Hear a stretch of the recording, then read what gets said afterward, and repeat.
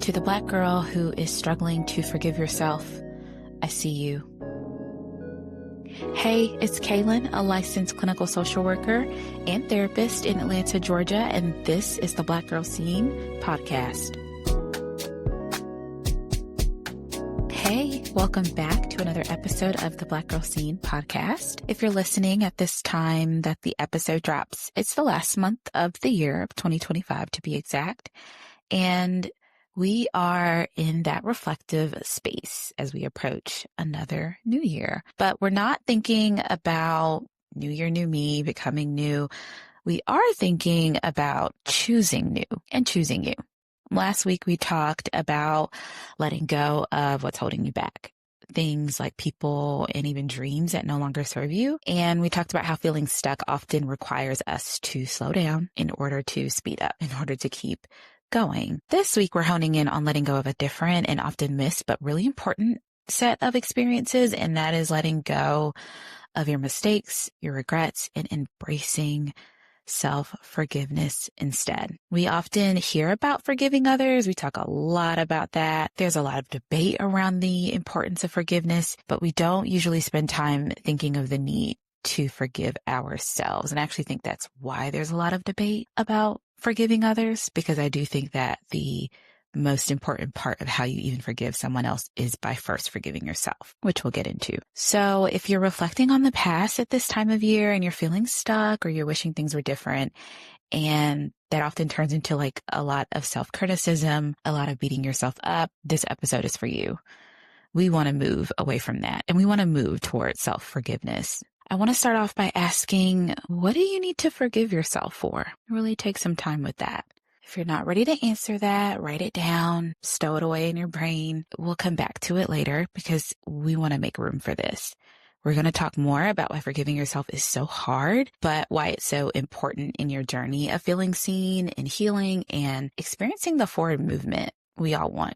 So let's get into it. So we talked a lot about this experience of feeling stuck, and we don't always think about how if we're not able to forgive ourselves, we may not get unstuck. It's going to be really hard, right? How do we allow ourselves to feel loved when we don't feel like we deserve it? Primarily because we think we've made mistakes or we're so imperfect in some way. How will we feel safe even moving toward our dreams, right? Even in positions of power, not just leadership, but just having autonomy or playing a really important role in facilitating a dream if we're judging ourselves for past mistakes.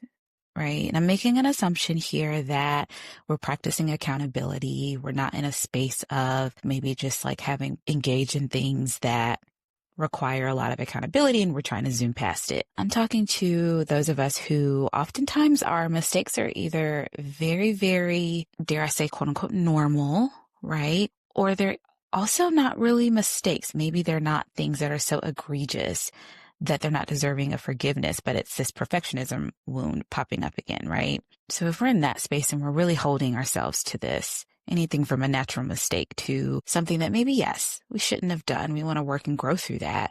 Once we get into this over experience of guilt, this over responsibility, this chronic self-loathing, we're no longer being productive and we're definitely not being self-loathing. Now we're practicing unforgiveness in a way that is ultimately stalling our healing. By refusing to forgive ourselves, we are fueling the shame that says we are not allowed to be perfect, we are not worthy of grace, and we are not capable of growth and resilience. And none of those are true. So I often talk about how if we're struggling with a certain behavior, it's usually a protective mechanism, and struggling to forgive yourself is very much a protective strategy.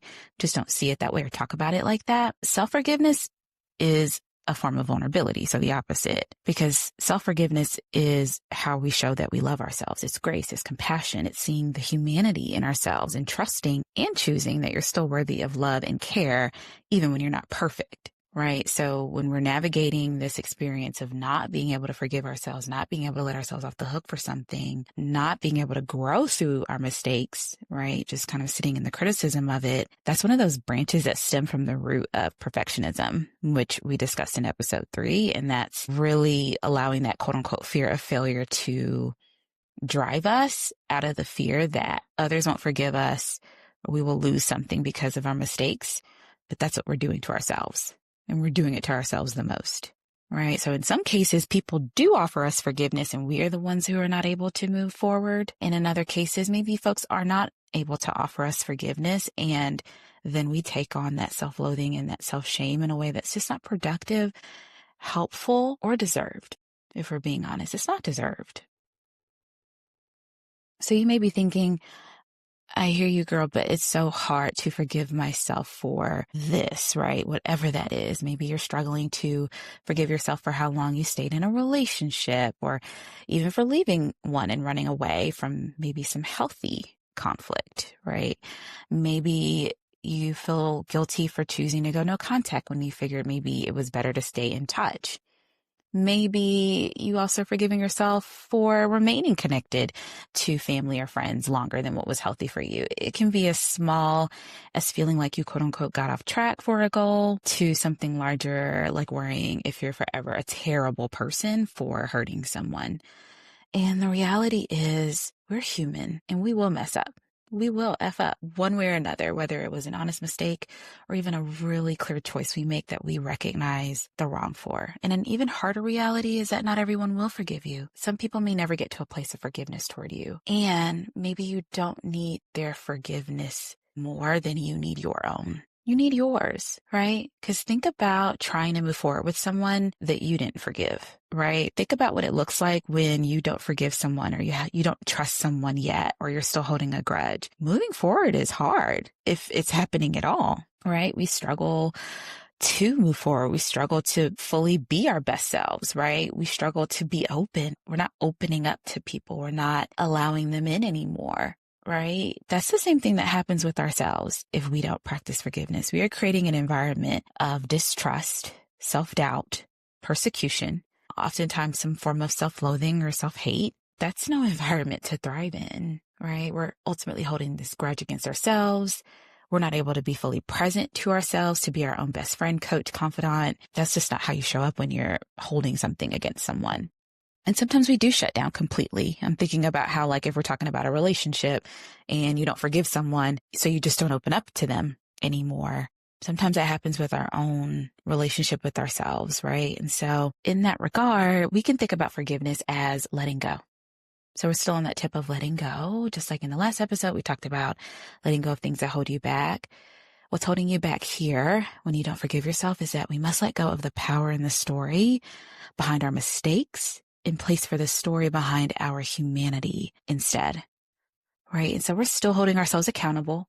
We are still going to grow through things, but it's challenging to grow when you're just beating yourself up for something and when you have allowed your mistake to define you, right? And I also want to name, I'm saying mistakes, but sometimes it's just a regret or something you wish you had done differently, right?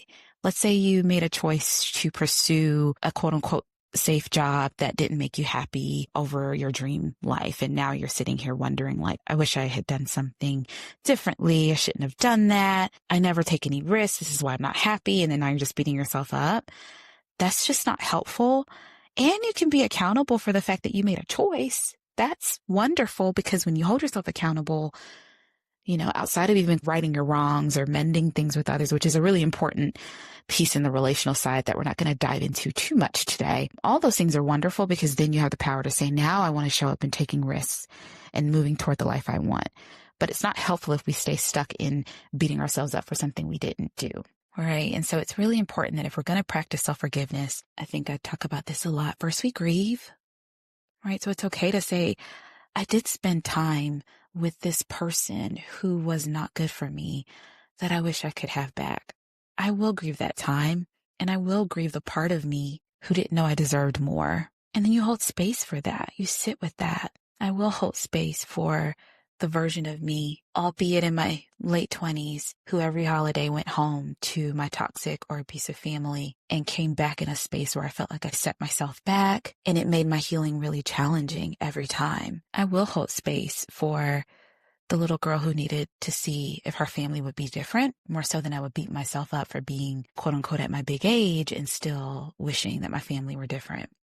Right? And that's how you're releasing those underlying messages and meanings that are not only unhelpful, but inaccurate, right? You weren't quote unquote stupid. That's not what it was. Maybe you were scared. Maybe you did the best you could with what you had. Maybe you did what made you feel safe. Maybe you did what felt accessible, right? You made the best decision you could have made with the information available to you. That grace is not coddling or letting yourself off the hook. It's honest, right? And that's when you can then see yourself through fresh eyes and hold a lot of compassion for knowing, like, I did do my best. And although it didn't end or go the way I wish it would have, I know now what I need and want, and I can now begin again in this space with a fresh start and an open heart.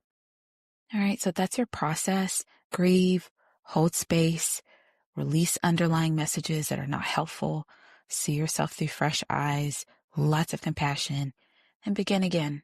That's it. So as we close, I want to invite you to do something that I'm actually really excited. I think I'm going to start doing this at the end of every year, which is to write a letter to your past self. And maybe you can talk about how life is going right now, but I really want you to lean in on forgiving yourself for something, whether it's a big event that you know you have been needing to process and forgive yourself for, or if it's some smaller things along the way, whatever that is. I just want you to write a letter to her and let her know that you forgive her, you love her, and you're here for her. And you're here with her. And that's really powerful. So if you like this episode, make sure you save it and come back to the exercises. But also don't forget to like, subscribe, share, and rate the podcast and the Scene Sunday newsletter. Share the love and come back to this when you need a reminder and a good hug.